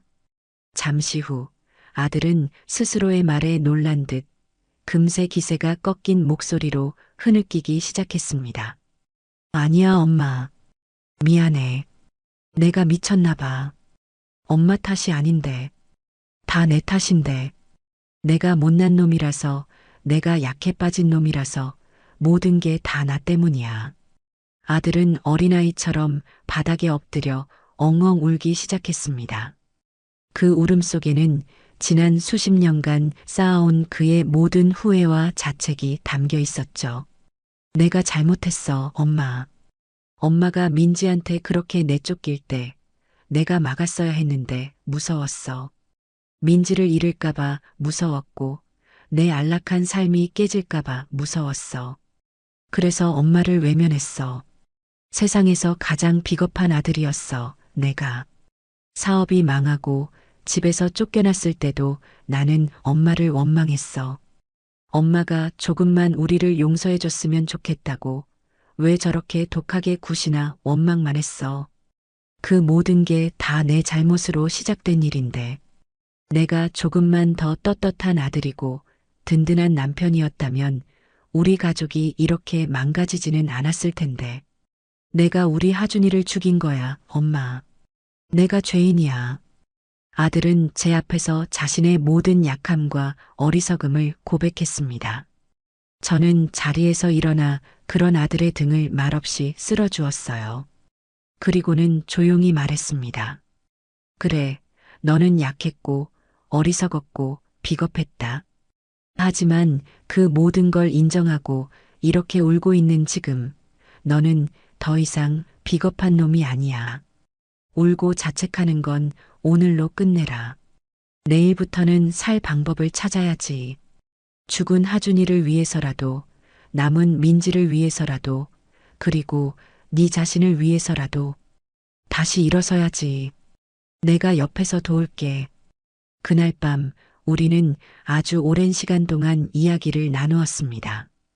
그것은 제 인생에서 아들과 나눈 최초의 그리고 가장 솔직한 대화였습니다. 며느리 민지의 상태는 날이 갈수록 심각해졌습니다. 그녀는 하준이의 환영과 환청에 시달리며 현실과 환상을 구분하지 못하기 시작했어요. 이대로 두었다가는 정말 큰일이 나겠다 싶었습니다. 저는 수소문 끝에 알게 된 가족 트라우마 전문 심리 상담센터에 전화를 걸어 예약을 잡았습니다. 그리고 며칠 뒤 아무것도 모르는 며느리를 데리고 밖으로 나섰어요. 어머님, 어디 가시는 거예요? 민지는 불안한 눈으로 제게 물었습니다.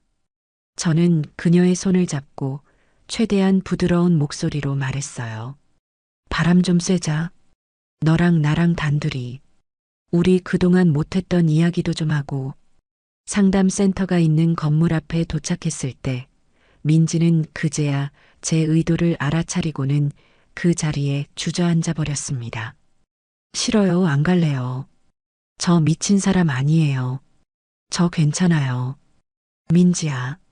저는 그녀의 눈을 똑바로 바라보며 그녀의 어깨를 붙잡았습니다. 나 좀 도와다오. 너까지 이렇게 무너지면 나도 정말 무너져 내릴 것 같다. 너 혼자 힘든 게 아니야. 나도 힘들고 대식이도 힘들어. 우리 같이 이겨내보자. 응? 내가 옆에 꼭 붙어 있어 줄게. 절대 너 혼자 두지 않을게. 제 진심이 통했는지 며느리는 한참을 울먹이다가 마침내 고개를 끄덕였습니다. 저는 그녀를 부축해 상담센터 안으로 들어갔어요. 그녀가 상담실로 들어가는 뒷모습을 보며 저는 대기실 의자에 앉아 하염없이 창밖을 바라보았습니다. 그녀를 향한 미움과 원망은 이미 오래전에 사라졌습니다. 이제 제게 남은 감정은 같은 상처를 가진 한 여자에 대한 깊은 연민뿐이었어요. 그 후로도 저는 일주일에 2번씩 며느리를 데리고 상담센터를 찾았습니다. 상담이 끝나고 나오는 날이면 우리는 함께 공원을 걷거나 작은 찻집에 들러 차를 마시기도 했어요. 우리는 하준이에 대한 이야기를 나누었습니다. 며느리는 그동안 누구에게도 털어놓지 못했던 하준이를 향한 자신의 과도한 집착과 그로 인한 죄책감을 제 앞에서 처음으로 고백했습니다. 저 역시 며느리를 미워했던 제 마음을 솔직하게 털어놓았죠. 우리는 서로의 상처를 들여다보고 어루만지며 아주 느리지만 조금씩 앞으로 나아가고 있었습니다. 어느 날 하준이의 유품을 정리하던 중이었습니다. 아이가 유치원에서 그려온 낡은 스케치북을 발견했어요. 한 장 한 장 넘겨보는데 마지막 페이지에서 제 심장이 쿵 하고 멈추는 듯한 그림 하나를 발견했습니다. 내가 살고 싶은 우리 집이라는 제목 아래 커다란 미끄럼틀이 집 중앙에 놓여 있고 그 옆에서 할머니와 엄마 아빠가 손을 잡고 환하게 웃고 있는 그림이었습니다. 아이의 소원은 영재가 되는 것도 좋은 대학에 가는 것도 아니었습니다. 그저 온 가족이 함께 미끄럼틀을 타며 웃는 것. 그 소박한 꿈 하나였습니다. 저는 그 그림을 끌어안고 한참을 소리내어 울었습니다. 그리고 결심했습니다. 제 복수의 상징이었던 그리고 하준이의 사고 소식을 들었던 그 낡은 집을 처분하기로요. 그곳의 평온은 이제 제게 고통스러운 기억일 뿐이었습니다. 복수를 위해 손에 쥐었던 그 돈 역시 이제는 새로운 의미를 찾아주어야 했습니다. 저는 박건우 변호사에게 연락해 제 계획을 이야기했습니다. 하준이의 이름으로 작은 재단을 만들고 싶다고요. 돈이 없어서 환경이 어려워서 마음껏 뛰어놀지 못하는 아이들을 위한 재단을요. 제 이야기를 들은 박 변호사는 잠시 말이 없다가 이내 따뜻한 목소리로 대답했습니다. 어머님께서 정말 위대한 결정을 하셨습니다. 제가 최선을 다해 돕겠습니다. 며칠 뒤 저는 집을 팔고 제 남은 재산의 대부분을 재단 설립 기금으로 내놓았습니다. 재단의 이름은 하준이의 미끄럼틀이라고 지었어요. 그것은 용서가 아니었습니다. 그들을 이해하고 제 자신을 이해하고 그리고 먼저 떠난 내 손주를 이해하는 저만의 방식이었습니다. 제 길고 길었던 복수극의 진정한 마침표는 바로 이 이의 이름으로 찍혀야만 했습니다. 1년이라는 시간이 흘렀습니다. 하준이의 첫 번째 기일이었습니다. 지난 1년 동안 제 삶에는 많은 변화가 있었습니다. 저는 낡은 시골집을 떠나 도시의 작은 아파트로 이사를 했고 제 하루는 하준이의 미끄럼틀 재단 일을 돌보는 것으로 채워졌습니다. 서류 작업을 하고 지원이 필요한 곳을 물색하고 후원자들을 만나는 일은 생각보다 훨씬 더 바쁘고 고됐지만 제 마음은 그 어느 때보다도 충만했습니다. 아들 내외는 서울을 완전히 떠나 강원도의 작은 시골 마을에 새로운 터전을 잡았습니다. 아들은 그곳에서 작은 과수원을 빌려 사과 농사를 배우기 시작했고 심리치료를 꾸준히 받은 며느리는 마을 아이들을 위한 작은 공부방을 열었습니다. 우리는 예전처럼 자주 만나지는 못했지만 일주일에 한두 번씩은 꼭 통화를 하며 서로의 안부를 물었습니다. 엄마, 이번 주말에 비 소식이 있던데 무릎은 괜찮으세요? 나는 괜찮다. 너는? 올해 사과 농사는 좀 어떠냐? 아직은 배우는 중이라 서툴죠. 그래도 민지가 옆에서 많이 도와줘서 할만해요. 어제는 공부방 애들이랑 다 같이 와서 사과도 따주고 어찌나 예쁜지 몰라요. 아들의 목소리는 예전처럼 자신감 넘치지는 않았지만 그 안에는 이전에는 없었던 단단함과 평온함이 느껴졌습니다. 며느리도 가끔 전화를 걸어왔습니다. 어머님, 저 민지예요. 다름이 아니라 저희 공부방에 그림책이 좀 부족해서요. 혹시 재단 통해서 지원받을 수 있을까 해서요. 그래, 필요한 책 목록 보내거라. 내가 검토해보고 이사회에 올려볼게. 정말요? 고맙습니다, 어머님. 아이들이 정말 좋아할 거예요. 우리의 대화는 이제 지극히 사무적이고 평범했지만 그 안에는 서로를 향한 보이지 않는 존중과 배려가 담겨 있었습니다. 우리는 더 이상 서로에게 상처를 주지도 기대를 하지도 않았습니다. 그저 각자의 자리에서 서로의 삶을 묵묵히 응원해주는 세상에서 가장 멀고도 가까운 사이가 된 것입니다. 하준이의 기일을 며칠 앞두고 저는 재단의 첫 번째 사업 결과물인 하준이의 햇살 놀이터 1호 개장식에 참석했습니다. 서울의 가장 낙후된 동네 중 한 곳, 아이들이 마음껏 뛰어놀 공간 하나 없던 곳에 생긴 작은 놀이터였습니다. 제가 재단 기금으로 낡은 공터를 매입하고 여러 후원자들의 도움을 받아 예쁜 놀이기구들을 들여놓았죠. 개장식에는 동네 아이들과 부모님들이 모두 모여 작은 축제를 열었습니다. 할머니, 정말 고맙습니다.